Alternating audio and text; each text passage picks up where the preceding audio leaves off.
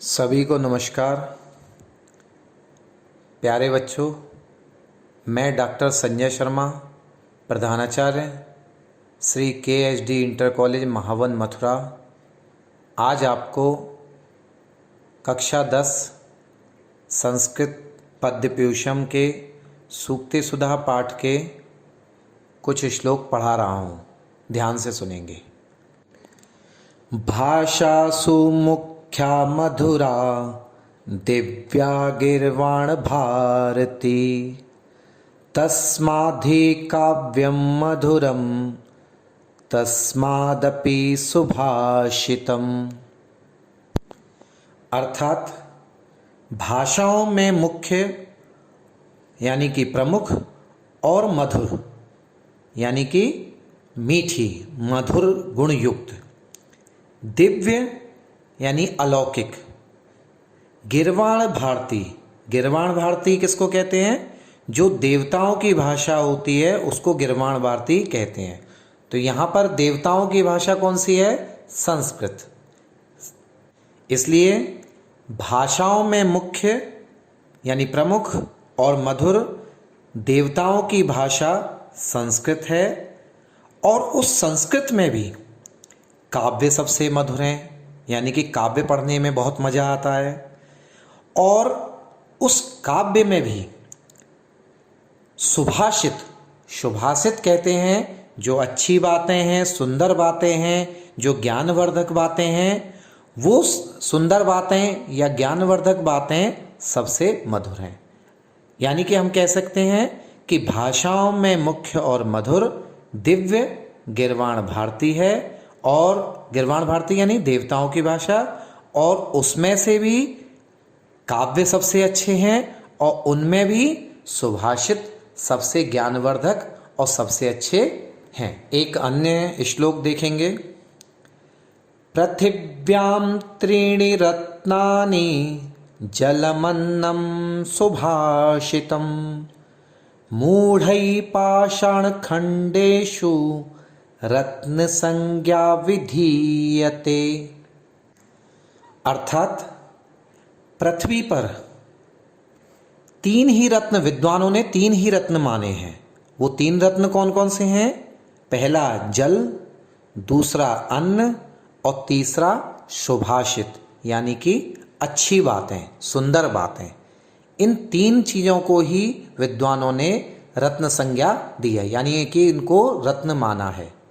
और उनकी दृष्टि में जो ये हीरे, मोती, पन्ना इत्यादि जो रत्न हैं, इनको उन्होंने एक पत्थर के टुकड़े के समान माना है।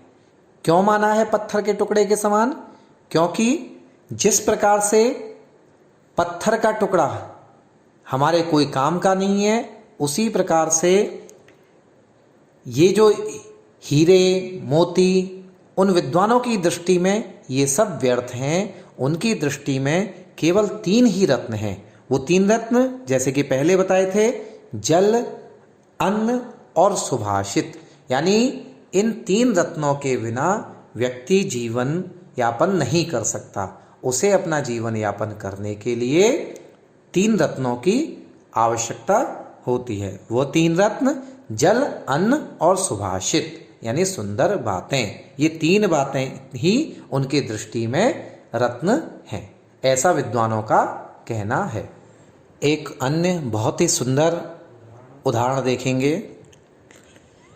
केयूरान विभूषयन्ति पुरुषं, हारान चन्द्रोज्ज्वला,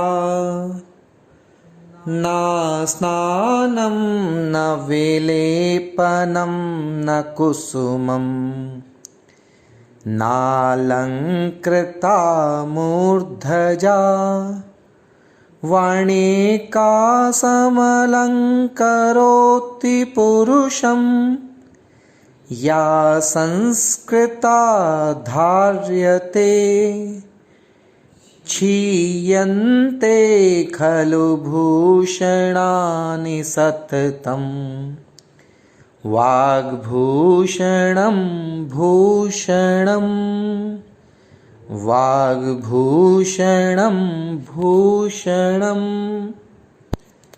अर्थात विद्वानों ने मनुष्य की शोभा बढ़ाने के लिए जो हम आभूषण इत्यादि पहनते हैं उनको व्यर्थ माना है। उनके दृष्टिकोण में ये आभूषण मनुष्य की शोभा नहीं बढ़ाते हैं। जैसे कि केयूर, केयूर बोलते हैं बाजूबंद को। बाजूबंद से मनुष्य की शोभा नहीं बढ़ती। मनुष्य बाजूबंद इसलिए पहनता है कि उसको सुंदर दिखे, उसकी शोभा बढ़े, लेकिन उनके मत में, विद्वानों के मत में, बाजूबंद से मनुष्य की शोभा नहीं बढ़ती है। ना ही चंद्रमा के समान, जैसा चंद्रमा सफ़ेद होता है इस तरह से सफ़ेद मोतियों का हार भी मनुष्य की शोभा को नहीं बढ़ाता है। ना स्नान, हम मलमल के खूब अच्छी तरह नहाएं तो उससे भी हमारी शोभा नहीं बढ़ेगी विद्वानों के दृष्टिकोण में। ना विलेपनम, ना चंदन इत्यादि का लेप से, ना कुसुमम, ना फूलों से, ना अलंकृतो मूर्धजा, इसका अर्थ है ना सुंदर सजाए हुए बालों से ही हमारी शोभा बढ़ेगी। केवल मनुष्य की शोभा विद्वानों के दृष्टिकोण में किससे बढ़ती है? एक वाणी, मनुष्य के बोलने की जो वाणी है, वो वाणी अगर मनुष्य ने उस वाणी को, संस्कृत है वो वाणी, संस्कृत माने अच्छी है, बोलने में उसके लहजा है, तमीज है, तो वह वाणी ही मनुष्य की शोभा को बहुत बढ़ाती है। क्योंकि क्षीयन्ते खलु भूषणानि, जो अन्य आभूषण हैं वो एक समय पर, साल 2 साल 5 साल में नष्ट हो ही जाएंगे, लेकिन वाणी का जो आभूषण है वो कभी नष्ट नहीं होता मनुष्य का, वो सतत रहता है, हमेशा रहता है। इसलिए उस आभूषण को सदा स्थायी रहने वाला आभूषण विद्वानों ने माना है।